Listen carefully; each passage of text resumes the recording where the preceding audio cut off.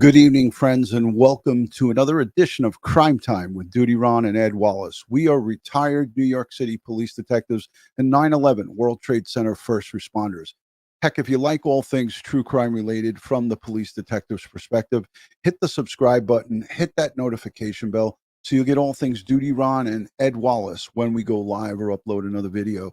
Tonight, we're going to be talking about the murder of Sonya Massey on July 6th of 2024. Police responded to her home, and one of the deputies, former Deputy Sean Grayson, shot her one time in the eye, underneath the left eye, and effectively murdered her on body camera footage. We're going to review that body camera footage, and I just want to put a disclaimer out there to you tonight. This is going to be a difficult one because when I watched this video that was released by the Illinois State Police, it was difficult at best to watch. I watched it a few different times, and it was very, very difficult to watch. So if you suffer from PTSD or any type of, if you can't handle any type of squeamish details as it pertains to this case, and those of you who've been following it, you know it is really horrific. What happened to a mother of two, Sonia Massey, it shouldn't happen. She didn't deserve it. It shouldn't happen to anybody, any human being. This should not happen to. And in this situation, we have the former deputy, Sean Grayson, in prison, in jail, awaiting a trial, charged with 3 counts of first-degree murder and a slew of other charges. So I want to say a special thank you to you, the Patreon supporters, the channel members, and all the moderators and the folks who keep this a classy place. Thank you for being here. Thank you for watching. Thank you for supporting. Here's a little bit of a trailer that we tried to play today. It just didn't work out. The stars weren't aligning right. But here's a little bit of a background on what this live stream will be. Let me know in the comments down below what your thoughts are.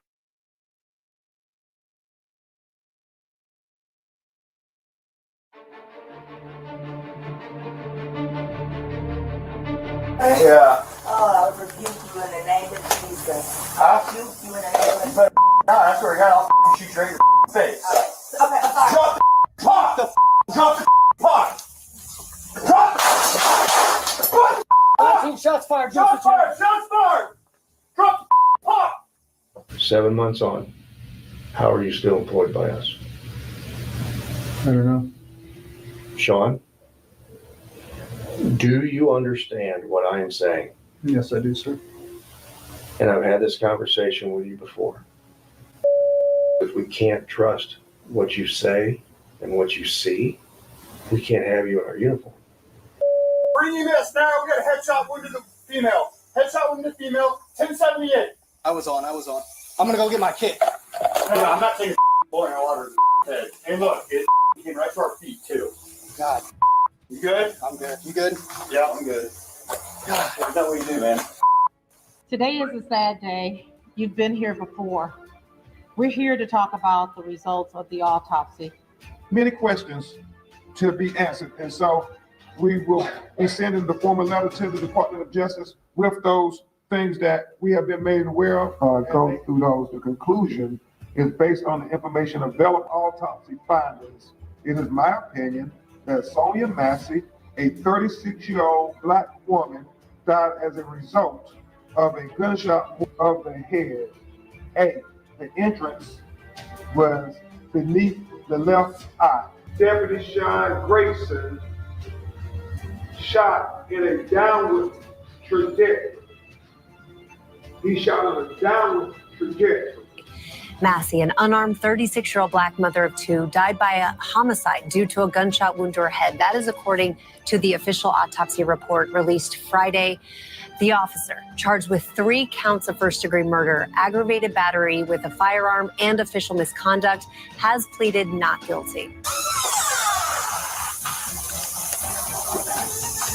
You good? All right.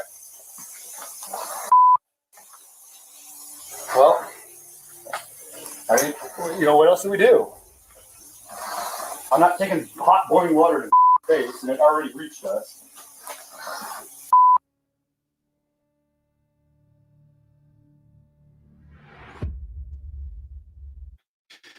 just wanted to stop it here because this gives a brief synopsis of the radio call that came in on July 6th at 12:50 a.m.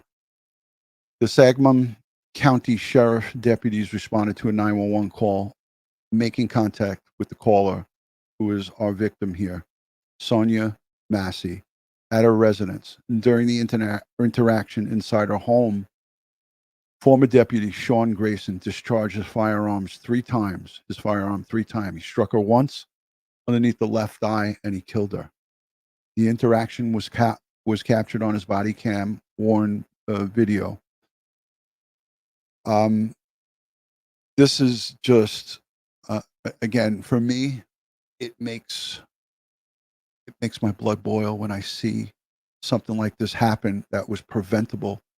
This officer did not use the de-escalation, the progression of force. He is supposed to go non-lethal first, taser, mace, isolate and contain, back out of the location, go into another area, get cover. There was no reason to go immediately with his firearm. And that's where most retired police officers like myself have a huge problem with this, because you don't just go and allow somebody to go to a boiling pot of water. If he was so concerned about that boiling pot of water, what about the baseball bat that was right next to her on the couch? So there's so much that we're going to get into and we're going to talk about here. Joining me is my good friend Charlie. He's a retired special agent from the Secret Service. We're going to talk about the investigation that's going to unfold. And they were talking about the Department of Justice, the DOJ. And Charlie is an expert when it comes to the feds. He knows all about this stuff. And we're going to get into this body cam footage and what went wrong here. And I basically summed it up here in my opening, but there's so much more. This officer this sheriff deputy shouldn't even been employed. He shouldn't have been on the job. And there were so many signs, 6 departments in 4 months, in 4 years, 6 departments. Who does that? Who bounces around? I know it doesn't happen here in New York City. It took 6 to 9 months for them to investigate me to become a New York City police officer. 6 to 9 months of investigating before I got my go ahead to go into the police academy. They went to my neighbors. They looked at all of my stuff. They even asked me why I got a failure to stop at a stop sign ticket at the age of 19. There was so much that I had to answer for. And it looks like this guy didn't have to answer for anything. But without further ado, there's my good friend, my brother from another mother, Charlie. Thank you for joining. How are you this evening? And what's your thoughts on this? This is pretty horrific when you look at it, face value. Yeah, good evening. Good evening, everybody on the channel. Yeah, no, it's a sad situation. It's hard to judge when you're not there in the present tense of what they were doing, but there are certain things you can take away from it. I think that having known previously she had mental health issues, that should have played a bigger part in what they were doing there. Realizing that, she's not making sense. She's talking about a car in the driveway. If you look at the earlier portion of the video, and when they ask her, well, is it your car? She says no. And they ask her, well, whose is it? And how did it get there? And her explanation is very vague. It's kind of, they left it there. Not even saying who the they are. Who are these people that are the they that you were mentioning?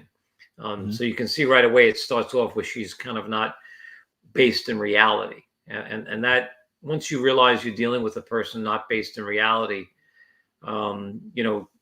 a lot of it's going to be erratic behavior from that point on.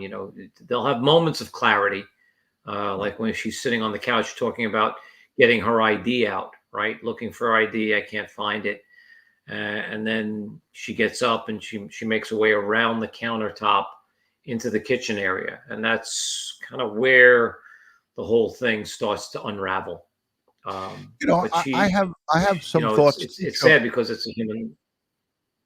Yeah, I have some thoughts as well. Like, they were handling this this prowler call from outside of the residence. She came out onto the onto her front patio, onto a front porch, and when she was out there, she said to them that she needed help, and she immediately said to them, "Are you going to hurt me?" And he said, "You called us. We're here.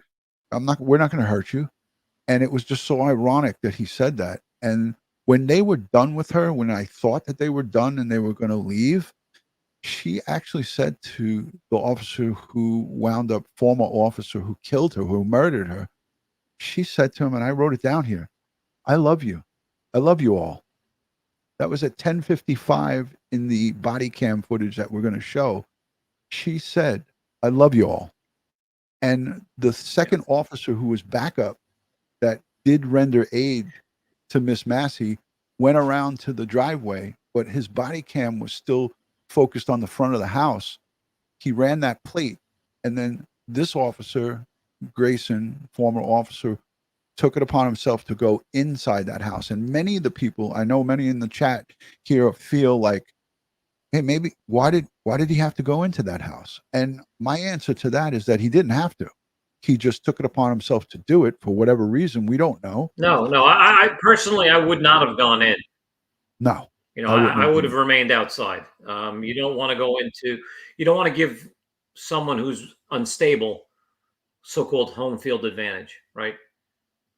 They may have things secreted that you don't know, all the hiding spots, right? You're at a disadvantage. The moment you breach the doorway, you're on home turf for them, and you're at a disadvantage. Yep. Tactics. And we're always thinking tactics for keeping us safe and keeping the people around us safe. And that's where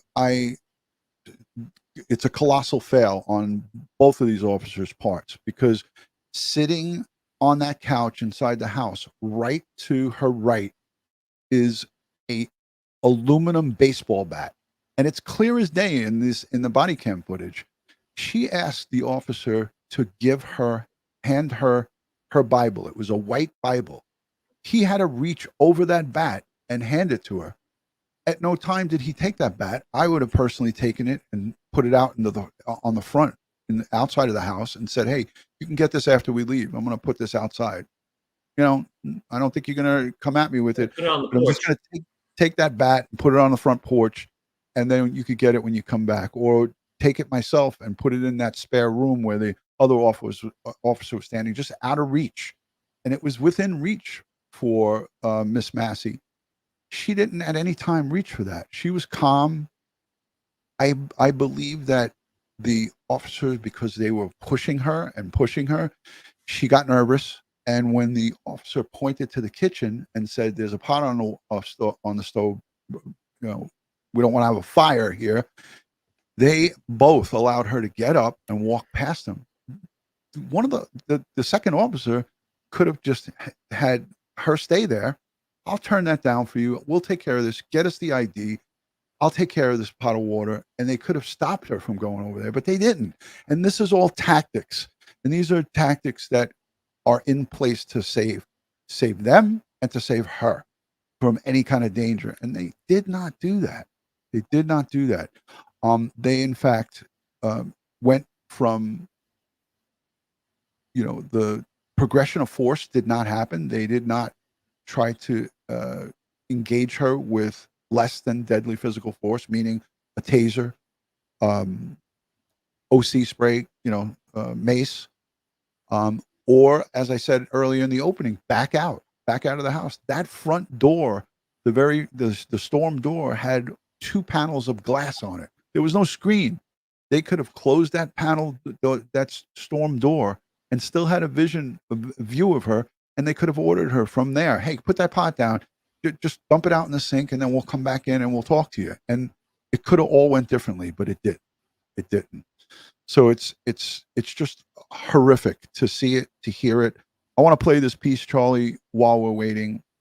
I've handled arguably hundreds, maybe even thousands of these types of calls where we get to a location and the complainant is not making sense, but you don't want to escalate and kind of amp up a person like that. You want to try to calm them, keep them calm and say, hey, we'll take care of everything. Everything's going to be fine. There's nobody outside.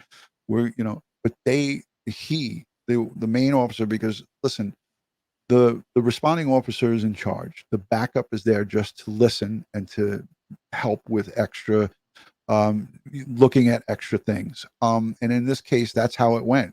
They let Sean was doing all the, communication with the complainant, and they escalated the situation. But let's take a look at this, Charlie, and we'll be right back.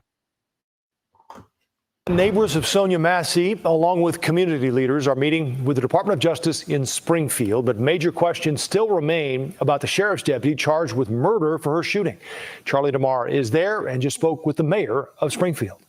And that meeting is expected to kick off in just a little bit, along with the Department of Justice, the Springfield mayor, the state's attorney's office. All will be here for what they are calling a listening session. And a question that is expected to come up, a question that we have heard over the week, is why was former Sangamon County Sheriff's Deputy Sean Grayson hired in the first place after working for 6 different law enforcement agencies in just 4 years? Audio recordings obtained by CBS News reveal that 2 years before shooting and killing Sonya Massey in her Springfield home, Deputy Sean Grayson was reprimanded for putting false information in his police reports. He was working for the Logan County, Illinois Sheriff's Office at that time.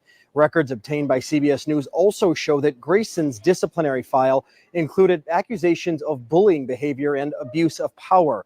Last week, body camera video was released showing Deputy Grayson shooting and killing Massey as she crouched down in her kitchen. Grayson was arrested and charged with her murder. Now, the union representing Sangamon County Sheriff's deputies is asking that former Deputy Sean Grayson be reinstated and this was subsequently, this was rescinded.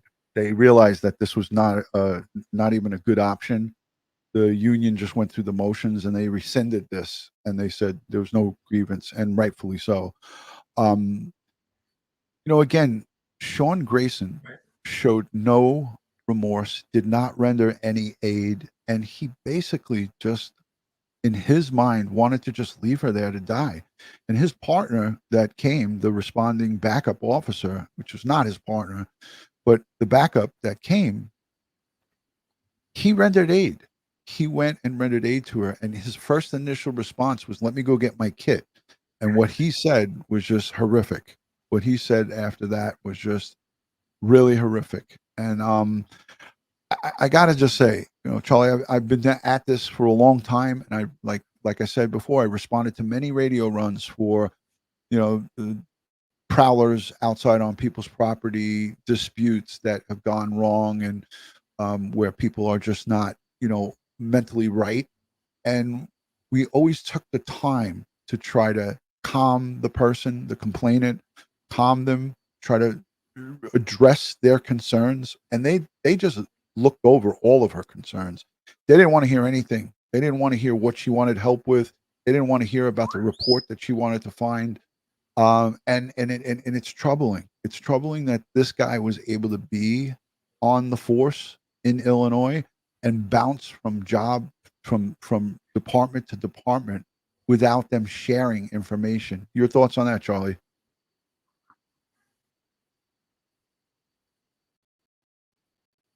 Charlie? Well, the question there is, like, first of all, bouncing from department to department, right? Okay, so why is he doing it? Is it a pay issue, right? He's going from one department to another to increase his pay. I guess, yeah, maybe if that's the reason. But it seems that, like, when he was bouncing from department to department, why didn't they update his background? Why didn't you talk to the previous sheriff or chief or his chain of command about, hey, what's he like? What do you know about him? What can you tell me about him? And I don't know what the disclosure rules are for the state of Illinois on an employment background investigation, but you would think from department to department, they would at least have the common decency to say, you probably don't want to hire this guy. This, we can't really go into it, but if you dig deep enough into his personnel file, hint, hint, you're probably going to see why. Yeah. 100%, Charlie. I agree, but it's just a shame that these departments don't share information. It's not like he was going. Well, this isn't the first one, though, Ron. You know that. I mean, we know that it's not. This is not the first guy who's kind of evaded the radar and bounced from department to department. You know, they had another guy that, you know, in the not too distant past did similar things. He was with like 4 or 5 departments prior to his final downfall, and you know, he was the kind of guy who was like making traffic stops to hit on chicks, like women, like, hey, yeah, like, okay, what are you doing? I mean, the first instance of that is like, hey, you're gone. You're gone. Victoria you don't Powell do that. in You the don't pull chat. people over because you want to meet them. You know? Yeah. Victoria Powell in the chat says small towns are like that. South Carolina is, anyways. So this apparently is happening across the United States. It's just amazing that these things happen. You know, look, I would hope in today's we would have gotten beyond that, right? We would have gotten with, you know, policing has raised its standards over the years, right? We would hope that most departments, most agencies would have gone beyond this point where we, you know, hey, it's easier to let him go than to face a lawsuit and, you know, fight the lawsuit for wrongful dismissal and throw something in his personnel jacket. So when the next people come along to hire him, what went on? Yeah. So it's you know, it's also sometimes smaller departments. They really don't have a full-time, you know, so-called general counsel. They rely on someone who's like either doing it pro bono because they want to say, hey, I'm the general counsel for this PD or this sheriff's office, or they have someone who's on like a retainer, which is not a lot of money, I'm sure. And the guy comes in and he works 12 hours in 6 months and he gets paid for those 12 hours at a certain rate. You know, they don't have the wherewithal. You know, a lot of small departments and sheriff's offices don't have the financial wherewithal to fight these things. And it's unfortunate. This former officer now in the county jail, Sean, just had such a bad track record. Sean Grayson, arrested in Macoupin County, Illinois, on August of 2015 for DWI, and then again arrested in July of 2016 for a second DWI. So just having these 2 DWIs, I know for a fact here in the Northeast and in New York, you couldn't become a police officer with your second DWI is an automatic felony. You get one and it's your first. Over here in New York, I believe that they drop it or make it down, drop it down to a misdemeanor or something like that. But when you do have a second one in such a short period of time, August of 2015 and then July again of 2016, that in itself should have eliminated this guy from going forward in law enforcement. But that's not all. There's much, much more. As he went around and bounced from department to department, he had these report writing issues where he was writing false reports. He got written up at his previous job right before he took this one for doing a chase for some minor traffic infraction of some woman, and the sergeant called off the chase. He said that he stopped chasing, but he shut his lights off and his sirens, and he wound up getting hit. A deer ran into the side of his car. So these are all things that should have eliminated this guy from being a cop, and unfortunately it didn't. I want to show this body cam footage because it's important. And again, as a disclaimer, I'm putting it out there, a trigger alert. I'm starting it from the front steps when she opens her door and she says to them, are you going to hurt me? And the rest of it really is bad. This is the unedited version. I have to play this because this is going to show about everything that we were talking about, how he went into that home and escalated the situation and didn't take charge. If he took charge and used proper tactics, she wouldn't have gotten up. She wouldn't have gotten to that hot pot of boiling hot water that was on that stove for God only knows how long boiling. And we're going to see, unfortunately, Sonia Massey get murdered by this former deputy. So if you don't want to see it, step out and come back, but we're going to show it now. And I know YouTube frowns on this, but this is part of the story and it needs to be shown. And I know it's been shown a gazillion times on the internet, but this will put it all in context. So here it goes, folks.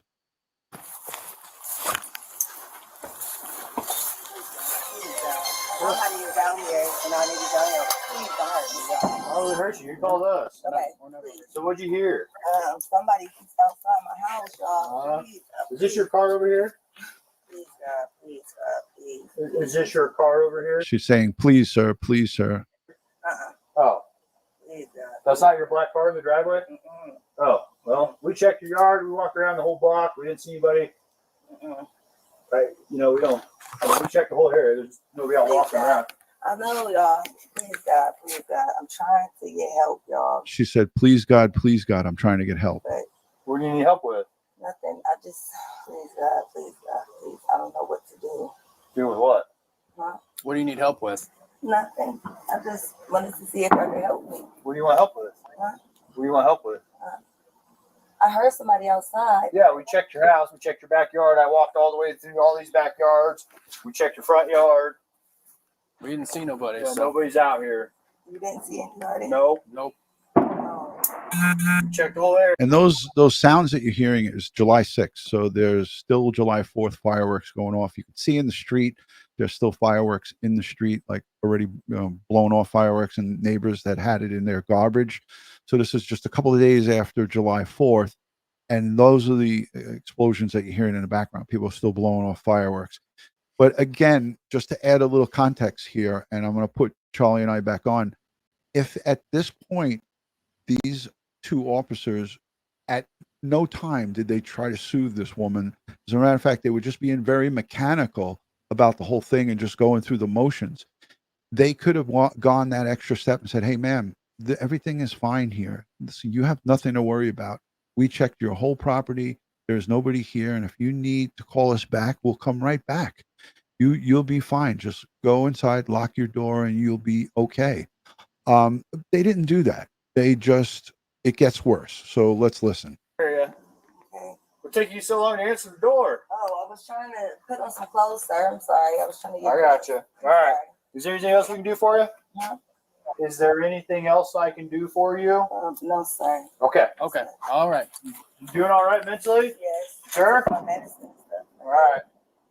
Okay. I love y'all. Thank you. I'm taking my medicine, or I'm on my medicine. She says, I love you. I love you all. Those are her exact words there. I love you all.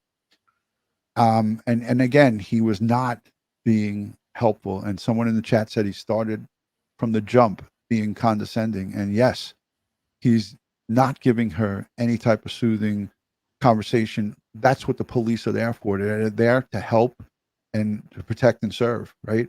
And what he was doing there was just making her feel even more uncomfortable. And after this, he goes into that house on his own, and we're going to see that. All right, mentally? Yes. Sure. My medicine and stuff. All right. Okay. I love y'all. Thank y'all. All right. That's not your black car, though. The SUV? Whose is it? You don't know? Someone just parked it in your driveway? They brought it to my driveway. And just left it? Mm-hmm. Yeah, let's run that. Yeah. 19, I got a 20 clear. Does anyone else live here with you? Somebody else.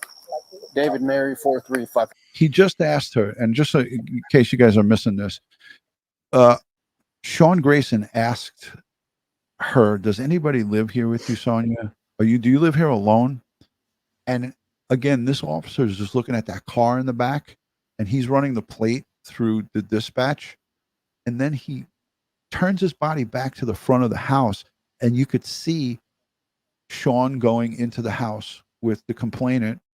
And as he sees that, he goes walking back up really quick. And thank God he did, because then we got the body cam, because he had his body cam camera off. 5-6. You got a name? You got an idea or something? Take your name real quick. Catch this. See who we spoke to. So he asked her for her name or some ID so we can document who we spoke to. That's what he asked her.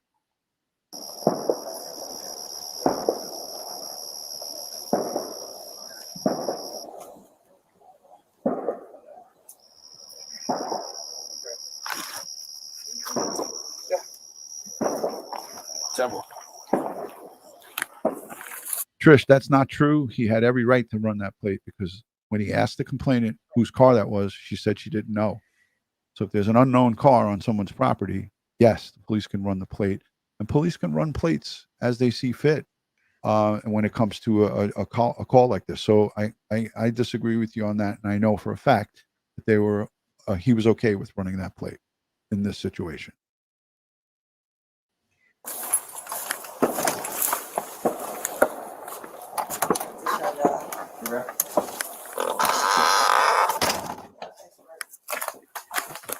Take notice how close that door is, how close it is behind them. And when the door shuts, you could see that there's 2 panes of glass on it. So there are 2 panes of full glass on that door, not a screen. And this is a very small distance right here where this whole crime happened. Very short distance, very close, closed-in quarters. But there were several areas where they could have fled to. And one of the first ones that I thought of is out that front door. And they still could have a view of her and give her direction. Hey, ma'am, just put that water down, and then we'll come back in and we'll talk to you.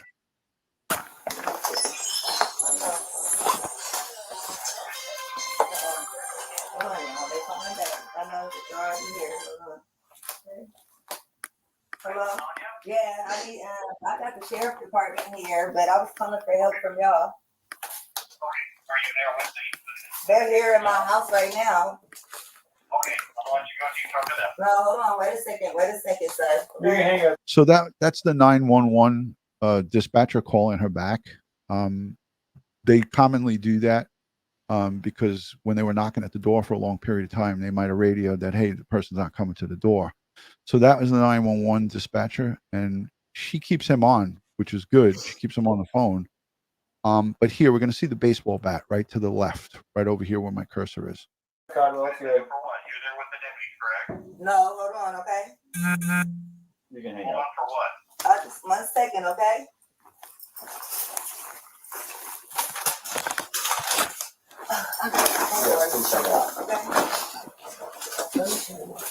Okay.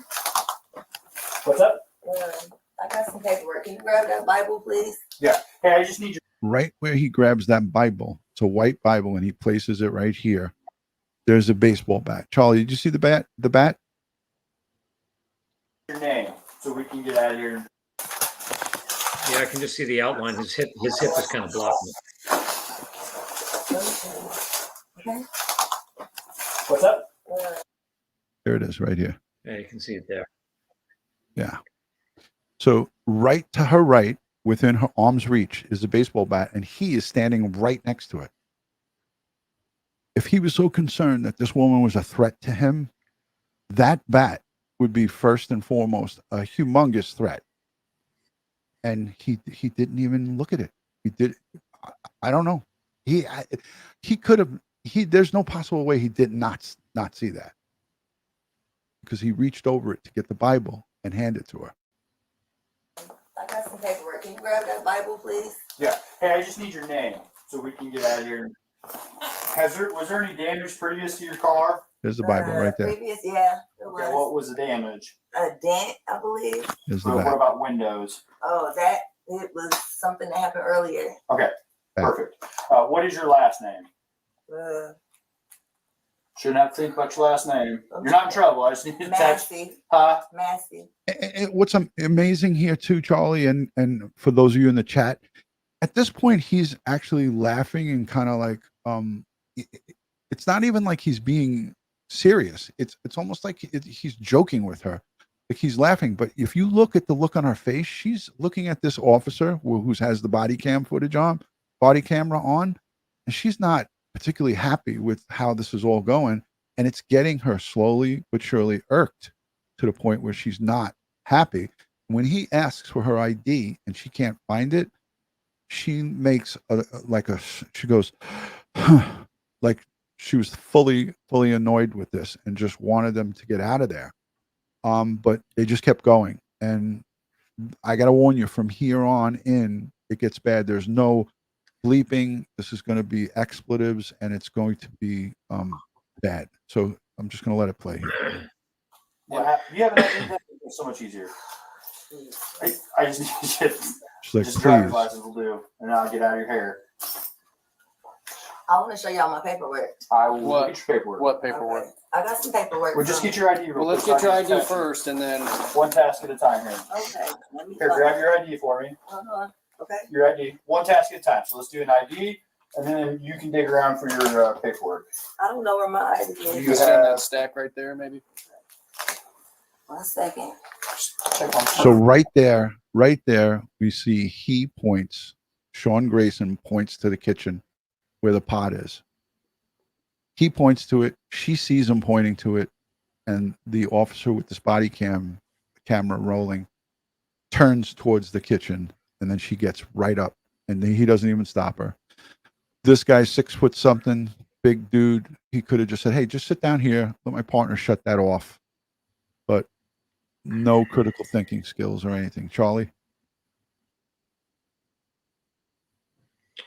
Yeah, I mean, if he knew that pot had been on to boil for a while, I don't think I'd be too quick to allow it to go to the kitchen. I'd be like, whoa, what are you going there for? We're asking you for ID. You've got your purse. Is your purse, going to contain your ID, or is it somewhere else in the house? And if it's somewhere else in the house and they desperately need this ID for whatever reason, I don't know. I mean, you could always, if she's a known person, well, why do you need her ID? Just go back through the records section. Yeah. And I wouldn't allow her out of my immediate grasp. Yeah. Just, hey, ma'am, just stay here. My partner will There's shut just no reason to. my partner will shut that water off, and we'll go from here, and then we'll get out of here. We'll leave. Just get out of your house. around for your paperwork. I don't know where my ID is. Is it in that stack right there, maybe? Watch you. Look. 1 second. Check on her. Let me get this. Here's the water. We don't need a fire while we're here. Right. Right. Let me see. Okay. Where you going? Huh? Where you going? Away from your hot steaming water. Away from my hot steaming water? Yeah. Oh, I would rebuke you in the name of Jesus. Huh? Rebuke you in the He's already cracked his holster, and I heard it. I heard the holster crack open, and he's got his hand on the gun, ready to pull that gun out. She said, I rebuke you in the name of Jesus. And again, the partner was kind of laughing. It almost seemed comical to them that she was going over there to the water, and this whole thing right here is, and I'm going to let it go. This is going to be difficult. This is going to be really tough, but they had options. And that's the sad part, is that she does not deserve to die here. She does not deserve to be murdered. Oh, I would rebuke you in the name of Jesus. Huh? Rebuke you in the name of You Jesus. better fucking not. I swear to God, I'll fucking shoot you right in your fucking face. Okay, sorry. Drop the fucking pot! Drop the fucking pot! Drop the fucking pot! 19 shots fired. Shots fired! Shots fired! Drop the fucking pot!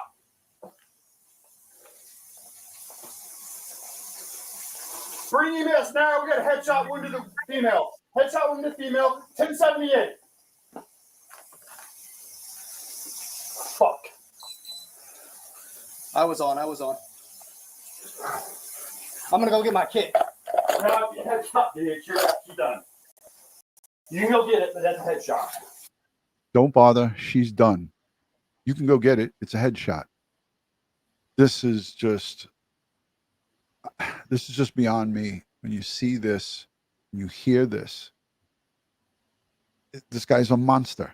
This is nothing short of evil and demonic. And there's a lot of people that say that she sensed that he had bad spirit inside of him, or she sensed something asking for her Bible. This is an example of a callous, cold-hearted murderer. He didn't even want his backup to go and get a medical kit. Don't bother. It's a headshot. What are we going to do? Disgusting. Disgusting.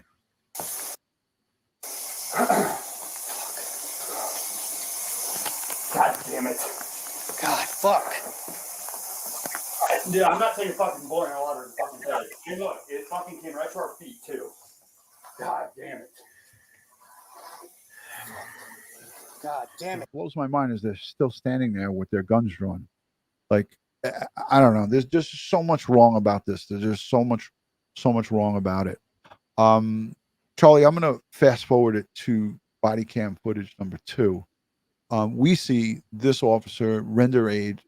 You actually hear the victim gurgling, her drowning in her own blood from the shot. It's heart-wrenching to hear it. I'm not going to play it, but those of you who've seen it. But this officer right here that rendered the aid went to the back of his police car and was shaking. He was in shock of what he saw, and he was left there by this murderer, this guy who shot her in the face, shot her in the left eye. He left him there.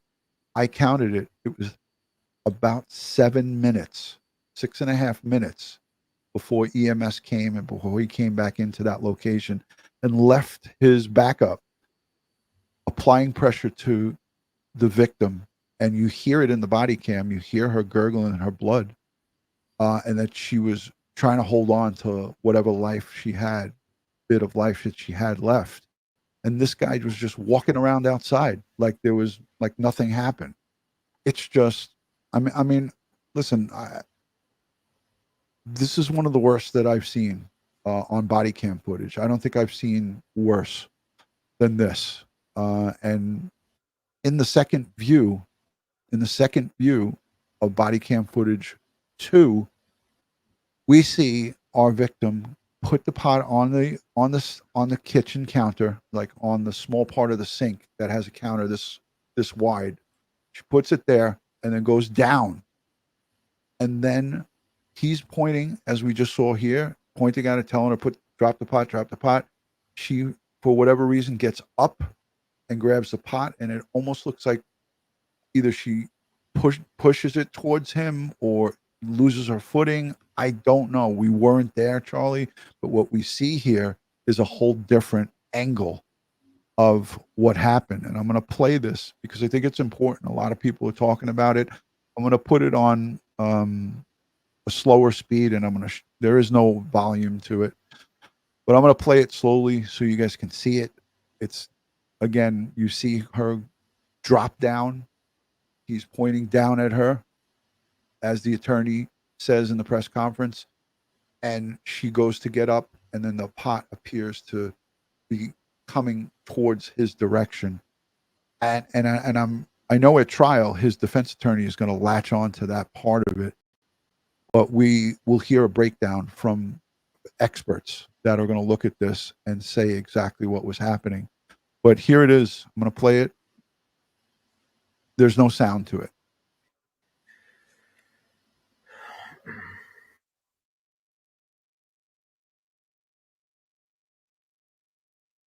This is in slow motion. So there she's down. The pot is right here on the counter. He's pointing at her. The other guy's pointing his gun.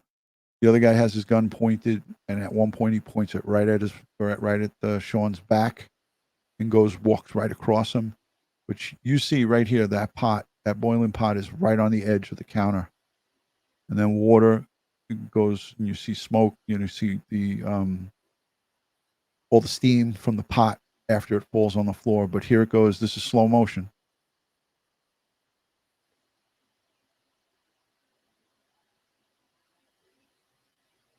I'm going to put it back and make it slower.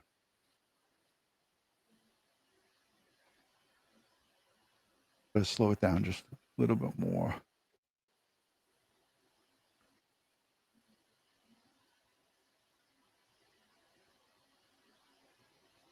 So she puts that hands over her head, goes down. The pot is there.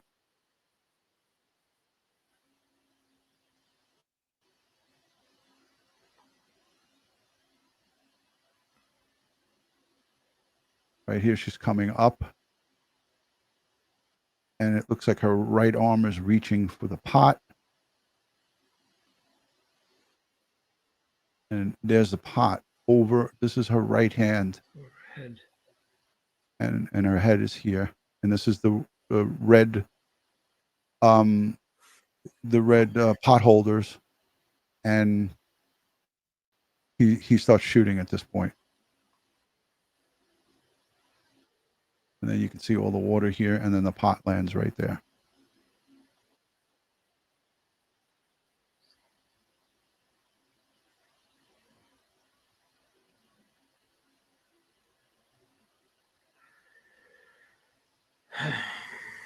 Yeah, it's horrible, Charlie. The pot is right here. You can see the smoke and the steam coming off the pot. It's actually on this chair right here. There was a barber chair, like a chair that you'd sit in to get your hair cut. And then there's just this chair that's on wheels, and the pot is actually on the chair. You can see the smoke coming up from it. Well, you can see the steam. Yeah, the steam is coming right off of it.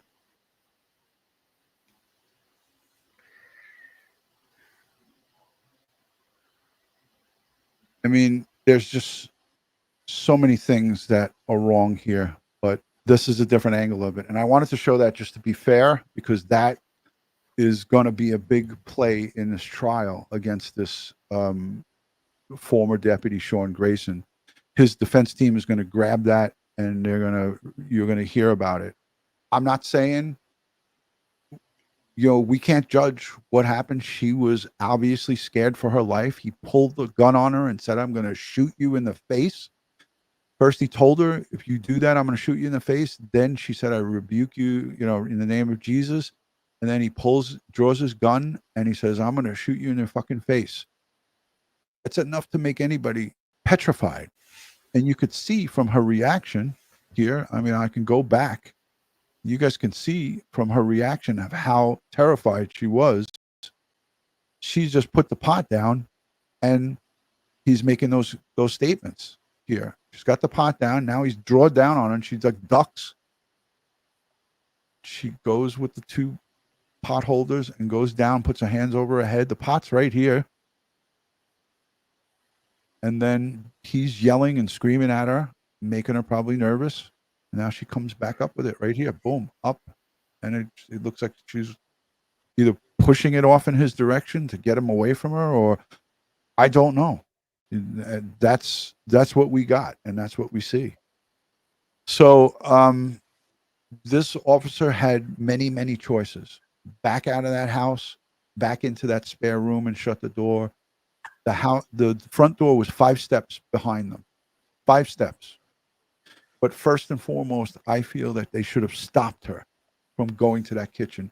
You always want to contain whoever you're talking to and interviewing. Keep them there. All you needed was pedigree, and you're gone. Pedigree is all he asked for. And it escalated to this. It's heartbreaking. Heartbreaking, Charlie. Let's go to the chat and see what people are saying. Go ahead, Charlie, with your thoughts. Well, I was just going to say, like, his defense, where I can see where they're going to, latching on to different things. The important part, if coming from a defense perspective, not trying to justify the whole situation. I wasn't there. I don't know the whole escalation of, just from what you see on video. Video is good, yeah, but it doesn't give you the whole feel of being in their shoes. If you're throwing a boiling pot of water at me, to me, that falls under the serious bodily injury clause of using deadly force. You use deadly force to stop serious bodily injury or death. Those are pretty much the reasons you're using that. I mean, if you incapacitate me by burning me, what's next? If I'm laying there injured, in agony. I mean, this is the argument. This is the argument we're going to hear. This is the argument we're going to hear. No, I'm just saying that's what the defense is going to try and argue. Absolutely, absolutely. Yeah, I don't agree with it because I feel like underneath the statute. I don't agree. Yeah, with I mean, you look, feel like they had other options, Charlie. We weren't there. We were there. Well, there are other options. Yeah. How you choose to exercise those options? Well, that's kind of a situational thing. Okay, they're busy. They don't know if there's anyone else in the house. You've got a vehicle that's there that she claims she doesn't know why it's there, but they left it, and we don't know who the they is referring to. And is there someone else on the premises? Right. And she called us for help too. So that kind of factors into a degree of why you would be a little more suspicious. Like, he went back to that room on the right-hand side of the doorway as you come in. Right. More than once. Yeah. You see the other body, he goes back to it. He's looking. Then second time he takes up his flashlight and lights the room more.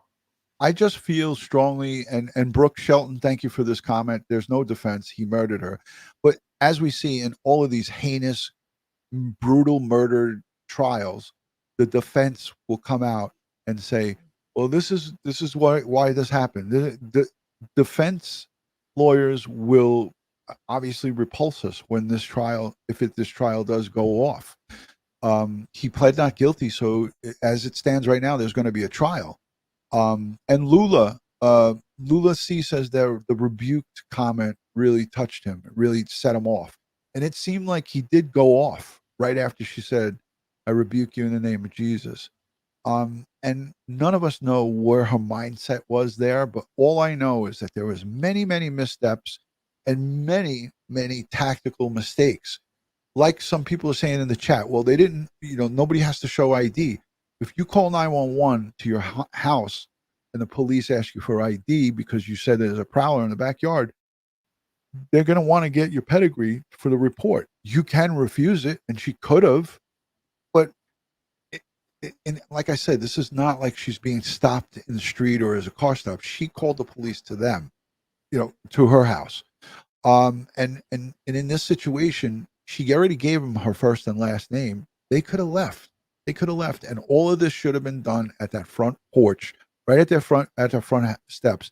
There was no reason for Grayson to go inside that house, but he did. And when he did, he escalated it, made her feel uncomfortable, and he turned a very minor situation into a murder scene. And he even, this is what got me as a cop, as a retired cop. When I saw him standing outside in front of that house and no cops came up to him to even talk to him, and I'm going to show a little bit of this. There was like 10 or 12 cops outside of that house, and none of them came and said a word to him. Nobody even went over to him and said, hey, are you okay? This is the sergeant. Let me put it back on regular speed because I got it on slow. Nobody even went anywhere near this guy. Here, look at all these cops. And he came outside. Nobody even spoke to him. There's a lot of police here. And it didn't seem like anybody wanted anything to do with him. Let me know what you think in the chat, if you got that same vibe. But for me as a cop, if that was my area that I patrolled when I was on patrol for 7 years and something like a shooting happened, all of these guys would be, hey, Ron, are you okay? What happened in there? What happened? Not one person said anything to him. I think they all had a good idea of who they were dealing with here. And I think that he was well known to the police department and to some of the members that he was not a good person. And I felt that vibe as soon as I saw this the very first time. Nobody came over anywhere near him. And police, the camaraderie is tight, and there's something definitely way off with this body cam footage. And even the other cop, he went all the way down the street to his car. Yes, one guy came over and actually called him and came over, not him, came over and said, oh, are you okay? Okay. All right. Turn off the body cam. Let's talk. He probably asked him what happened, So that's where we're at with this thing. Nothing good comes from these situations because it makes it difficult for the good police officers out there that do their job on a daily basis and put their lives on the line, and that are good police officers. It makes their job so much more difficult.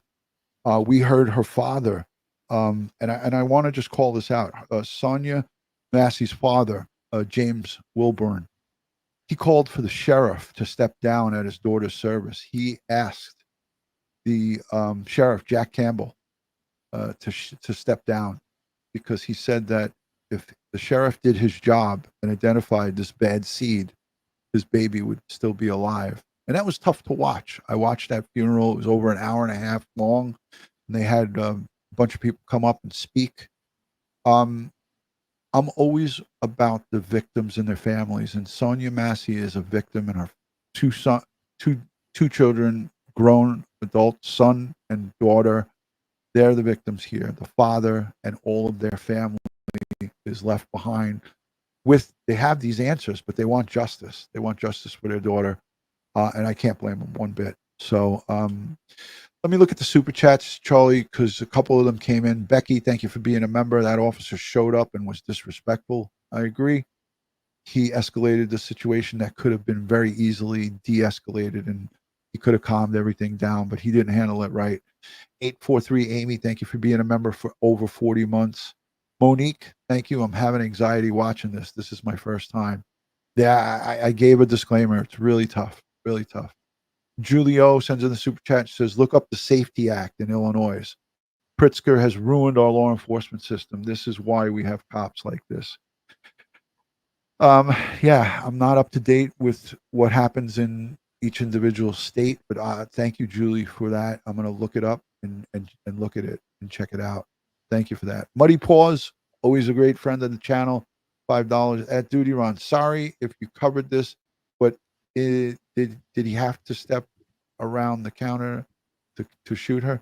Did he have to step around the counter to shoot her?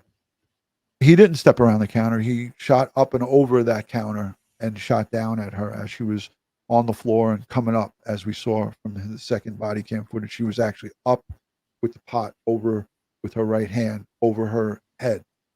And that's when he shot her or started shooting her, I believe. But thank you for the super chat. Yeah, Charlie, nothing good comes out of this. And I think you agree with me on that. It makes it more difficult for the community and the public to trust police. No, it's bad. It's just a bad situation all around. I'm just really discouraged that we are in 2024 and we've been, like you said, we've been through this many other times, and it just makes it more dangerous for everybody. And something has to be done.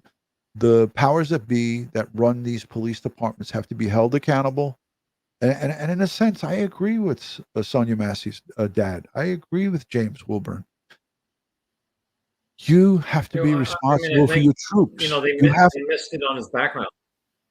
Yeah, you have to be responsible for your troops. How do you have that many jobs in such a short time in law enforcement, and something's not right? It's just like the Secret Service director. You see that he's had issues. Yeah. Just like the Secret Service director.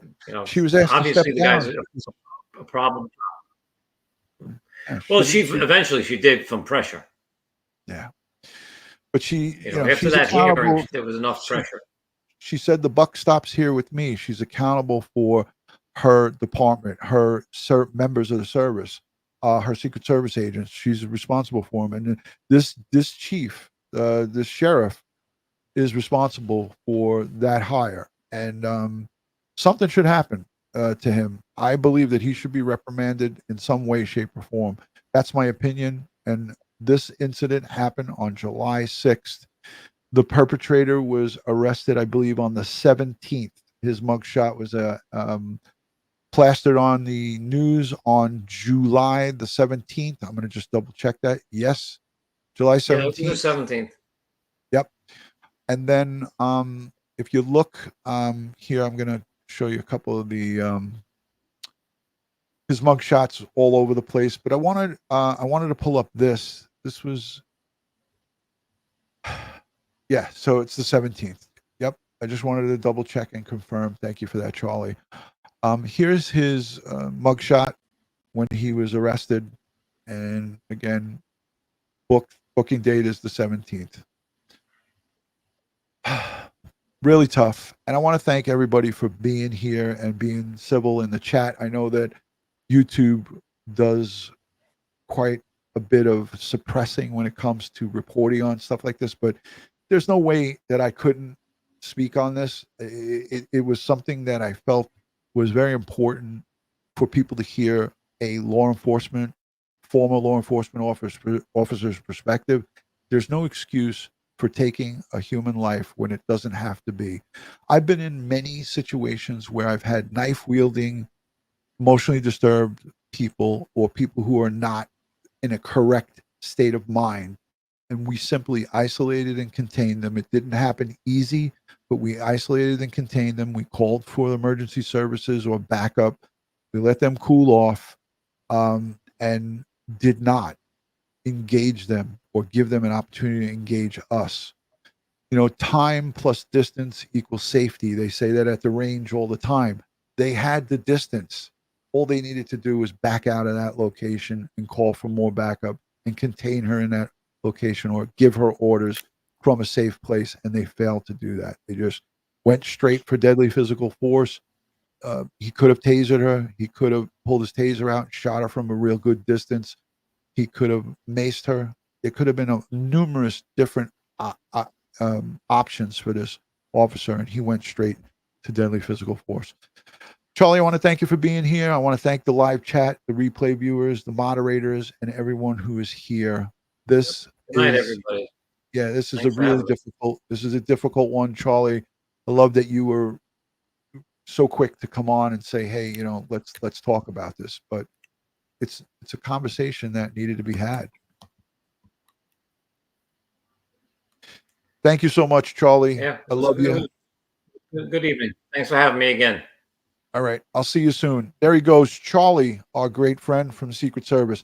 Hey, again, I want to just say thank you to everybody that here is putting stuff in the chat and so forth. I want to ask you guys, if you want, quickly, just hashtag DutyRon, any questions as it pertains to this, because I know a lot of you do have a lot of questions.